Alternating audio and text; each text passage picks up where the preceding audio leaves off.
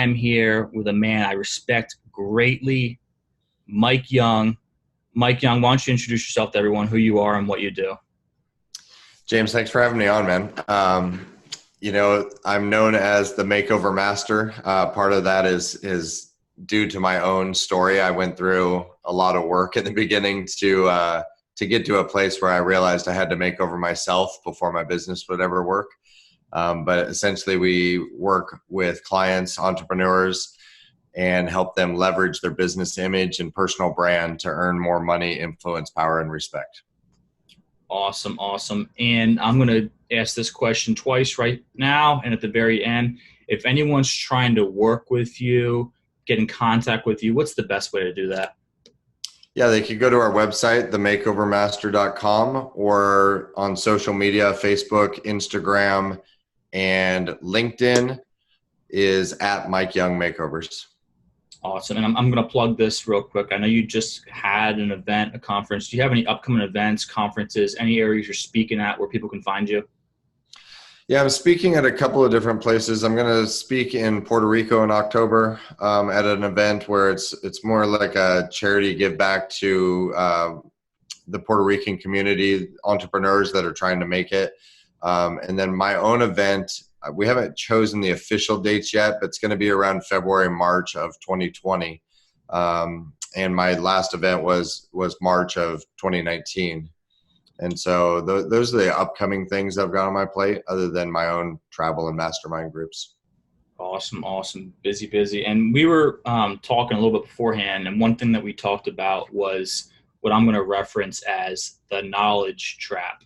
And I mean, I scratched the surface. I barely even scratched the surface compared to you.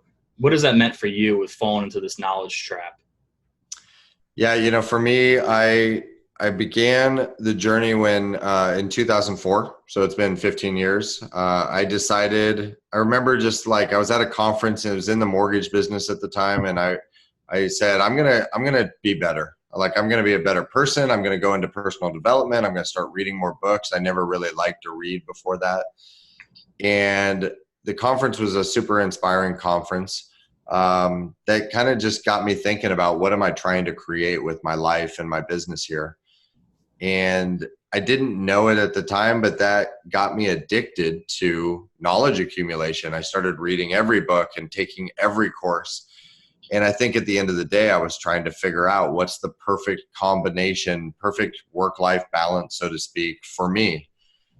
And it led to 1,000+ books. It led to $200,000 in taking every course I could find, going to events, paying for coaching, Infusionsoft, lead pages, ClickFunnels, you name it, I bought it. In 2008, my mortgage company went under in the U.S. housing crisis. It took my mortgage company, it took my self-confidence, took a lot of self-worth issues. I thought I could recreate the entrepreneur game because I just built a company to 250 employees and 10 offices. And just because that went under, I thought I could do it again so much simpler on my own with a small team. But what really happened was the knowledge trap, the addiction to knowledge was really masking my own fears and insecurities for putting myself back into the marketplace again. And so it's funny what people do, and what I did was, instead of actually just putting together, this is my offer and I'm going to connect with real human beings and I'm going to network and I'm going to actually sell some stuff and create a real business, I always found the next thing that I had to learn or the next thing I had to do before I was ready, quote unquote ready. And so that's the knowledge trap to me is knowing that you need to just put an offer into the marketplace and help somebody, help another human being with a product or service that you can help them with and charge for it, where the exchange in value feels good to them and it feels good to you, and they're happy with the service, they're happy to pay you for it. Instead of doing that, I'm going to go read this book that's going to take me 8 freaking weeks to get through. Yeah. How often do you think you see other people falling into the same thing as yourself? Almost everybody at work in our highest level program that we have is either just about to recognize that they're trapped in it, or they don't understand that they're creating this positive feedback loop and dopamine cycle in their brain. And so they're either in it and don't recognize it yet, or they are just beginning to recognize that something's got to change. And that's what we start with in our program, is usually mindset, self-confidence issues, limiting beliefs, and breaking them of patterns that aren't getting them the results that they actually want for their business and their life. And we got a mutual friend, and I know I'm going to take a page out of his book, our friend Zach Babcock, and he does this at the end of it. And I'm actually going to do this right now just because I know your story. And I just want to, if you could say one thing to yourself when you're in that knowledge trap, what would you say to yourself? I would say if your business and life isn't currently working, you typically don't need more knowledge. It's okay to ask for help. And what I would do is I would find a mentor or a coach that has already done what you're trying to do. And I would offer to either pay them for their services, their coaching, direct mentorship, or I would offer to work for them for free so that I could learn from them and speed up my learning curve. Because almost every single problem that you're trying to figure out has already been solved by somebody else. And typically what you're trying to do has already been done by somebody else. And the fastest path to it is to stop the book knowledge and go direct to the source and pay or work for them for free to get direct help. And it's okay to ask for help. Thank you for that. And that's actually the first time I've done an interview where I actually asked that, but I thought that it's so much applied in the situation. I know I'm guilty of it myself, and we both have our libraries behind us. Yeah. Do you agree with this statement? And you can tell me if you don't agree, awesome, that our society rewards people just on knowledge. It's like, oh, I bought 20 books. Everyone's like, so happy for you. Awesome.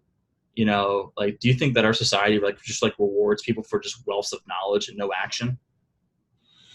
I don't know if it's society rewards it as much as it is the dopamine hits that we get in our brain through social media, we feel like, oh, I read that book, I'm making progress. I finished this course, I'm making progress. And at the end of the day, business is pretty simple, which is how many people found out about you today? How many of those people decided to take the first step and interact, whether it's a lead magnet or hop on a call? How many sales calls did you have, and how many sales did you have today? And for far too many people, they're doing other things and their numbers are not very many, 0, 0, 0, and 0.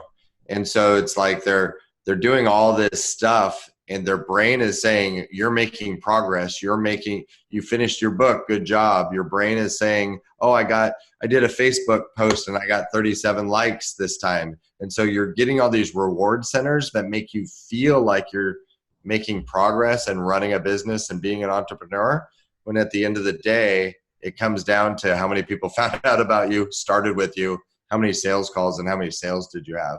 Because until you crack that nut, you're actually not an opportunity, or you're not an entrepreneur, you're a business seeker opportunist. You know, you're always looking for what's the answer, and you're actually not being an entrepreneur running a business. You're just seeking out the next book or the next course. Interesting. That's hits home in a lot of areas for myself. I know it hits home for you. Yeah, definitely for me too. It's like we should take the next book and we should hit the person upside the head to stop it. You know, like that's how I'm passionate about it, because it was a long path for me. It was over a decade of that trap. And so I feel like my primary job is how fast with my clients can I squash that trap? How, like, can I hit them upside the head and stop that patterning? And that actually brings up something that maybe it's a suggestion. You don't have to do this. I'm not going to tell you how to, run your conference or event. Do you think we can have like a book burning or a book smashing at your next event? Like, it's not a bad idea.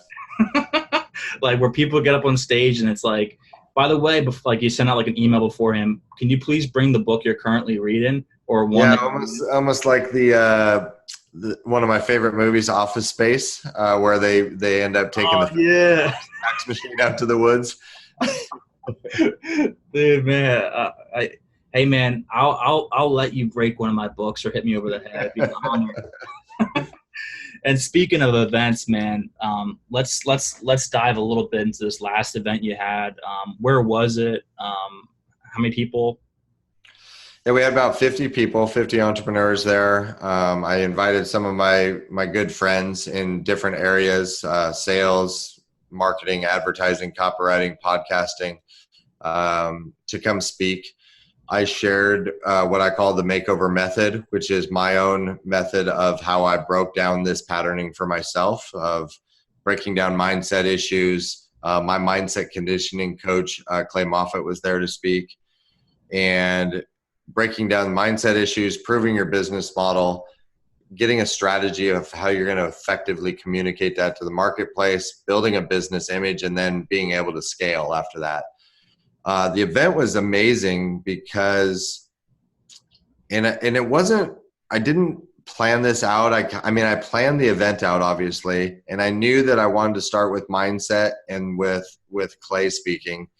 The next speaker was my friend Elizabeth Lyons, who's known as the Entrepreneur's Author. She helps entrepreneurs write, publish, and launch their first book.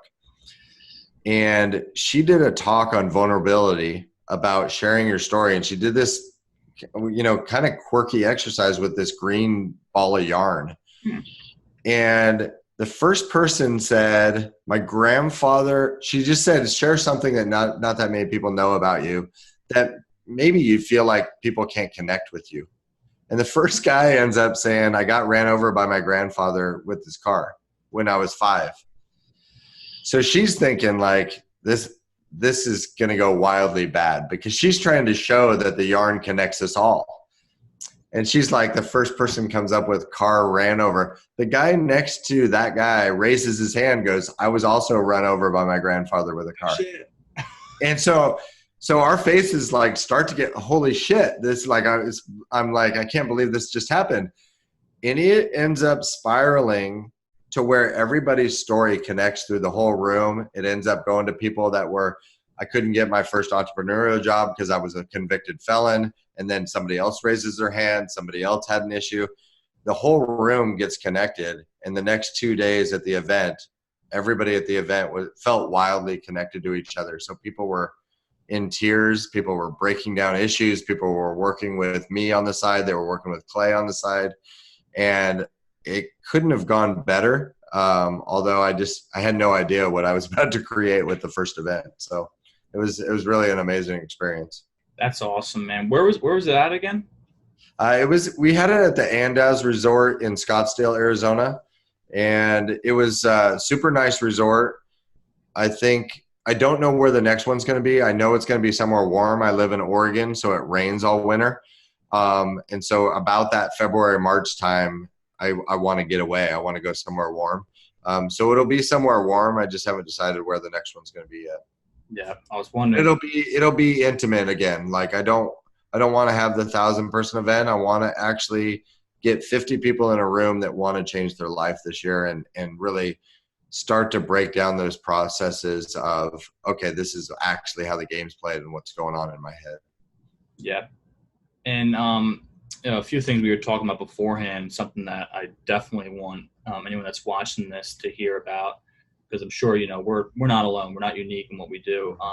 We were talking about pricing, and you made a statement, losing more business because of pricing. Can you go deep and elaborate on that? Yeah, I mean, for me, when I first started in graphic design and branding and stuff, I kind of fell in love with that process between 2010 and 2015. And then when I started my own agency, I was I was doing all things, which is very normal path as well. It's like I was doing the project management. I was also the lead sales guy. I was also trying to promote and do all those things. But my sales weren't working. And so what typically happens is we try and cut sales or cut pricing, because it's like, well, this clearly is not working at $2,000. So I'm going to cut it down to $1,300. And I was even thinking about shifting my pricing down to like $400 or $500. But I later discovered that I was actually costing myself more business than gaining by lowering my prices, because anybody that knew to build a real brand and a website and get help from a professional, it's typically $10,000 plus. And so real experts were coming in and they'd see my price and they would never even hop on a sales call with me. It'd be, but that brand or that company clearly doesn't know what they're doing, because normal people charge $10,000 for this, and for some reason their price is $1,200. And so I think pricing, the hacks, we were talking about this beforehand, but the hacks to discover and unlayer mindset issues are dramatically raise your prices from day one before you're ready, because it'll uncover all these uncomfortable issues you have with that. And you'll start to watch your language patterns, like, well, I don't feel ready for that, or why would somebody pay for this? And you start to hear all this scarcity mindset talk going on. And then the second one is put an offer to the marketplace that's at a price point that also makes you uncomfortable, because that will uncover a lot of mindset issues like, well, I'm not the best copywriter, or I feel uncomfortable on video, or I don't like my own voice, or all these other things. Those are all mindset issues that at the end of the day, until you crack that code on your self-confidence and limiting beliefs, nothing else in the pyramid above it, when it comes to your brand or running a business, nothing else will ever work to the level that you dream it will. Like you being on Oprah and you know, taking over the world with your business. None of the other stuff will work, because it's built on a foundation of marshmallows, so to speak. You got to solve the mindset issues first, and then the strategy and the image and all the other stuff can actually work. But if you don't crack that code, you're essentially trying to build a house on a very, very weak foundation. Interesting. So you're almost encouraging, basically, go out there, put out that offer at an extreme price that is uncomfortable to you. And I mean, maybe I'm taking this the wrong way. Some people might even, fail, but they're going to learn a shit ton from that. Some of my clients fail and have a lot of money show up in their bank account. And so they have these mindset blocks. One gal who is a client of mine, she's very good at what she does. Her pricing at the event was $1,800 for her, for what she does. And she's like, how do I raise my prices? So my mindset conditioning coach just says, how much do you charge? She said, $1,800. He said, well, what do you want it to be? And she's like, double that, because I think it's worth it. He said, okay, so tell me it's $3,600. She goes, I charge $3,600. And he had her repeat that 7 times in a row. I charge $3,600, 36, 36, 36, 36. At the end of the 7 times, he said, tell me you charge $1,800. And she like physically stumbled with her voice and just goes, no. And he's like, that's how easy it is to raise your prices. Wow. It's a belief issue and a patterning issue. And you just have to do that shift first. And when she did that, then we put an offer out in the marketplace. She made $50,000 in less than 60 days. And it was all this internal issues of like, I don't feel ready to put this offer out there. I don't feel ready to double my prices. And it's all a bullshit story we've created in our heads. And this might even be my own mindset with when asking you this. It doesn't matter if it's monthly or if it's a one-time fee, right? Same thing. Pricing is wildly irrelevant. It is a symptom of the confidence and belief in the person putting the pricing together, in combination with the pain that the client is in at that time. So let's just use a bad example, but if I'm a brain surgeon and I come to you and you don't need brain surgery, and I say, James, one day with me to fix your brain is $400,000 surgery. You're like, man, I don't have a problem right now with my brain. I don't need that. So that offer is not going to hit. But if I came to you and somebody just told you got 4 days to live unless you have that brain surgery, you would find a way to come up with $400,000. I guarantee it. So the pricing really is how well are you articulating your offer to the marketplace and delivering results for your clients with your thing?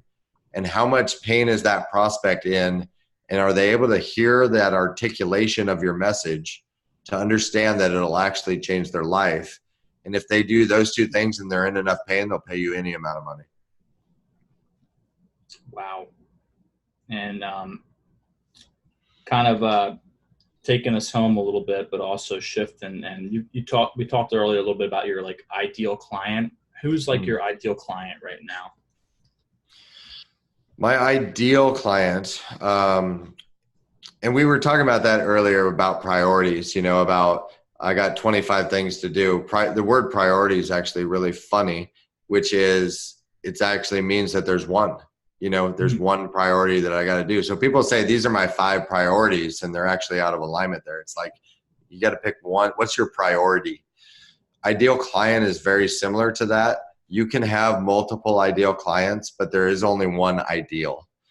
My ideal currently is a person in multi-level marketing or direct sales that feels like the leaders in the industry are withholding secrets from them on how they got to the top, or they feel like the leaders are faking it. And so they believe that the whole thing's a scam and an illusion, or they've actually found a leader that is willing to share the step-by-step tactics and strategy, but that particular leader doesn't know why they're successful, and they can't reverse engineer it, and they can't articulate it. So my client is frustrated that they're not having success, and they're deathly afraid that the MLM could go away.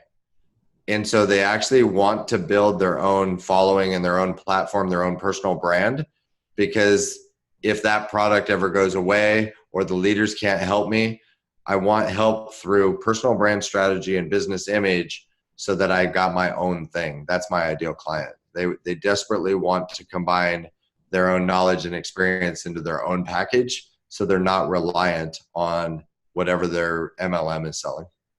Awesome. And kind of wrapping up right now. Long freaking answer. No, it's all good. I'm probably literally going to watch this afterwards later today. But kind of wrapping up, and I did not plug this in the beginning. My apologies. You recently started a podcast. So I'll let you give that, and I'm going to put that in the show notes. What's the podcast called?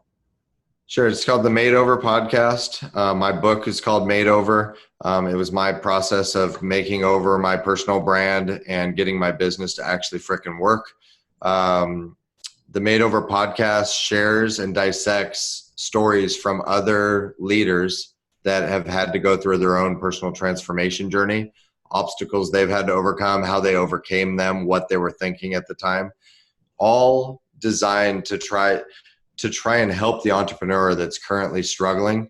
And what do you need to do to go from where you're at today to the life and business of your dreams? And I just interview cool people and dissect what they did to get that for themselves.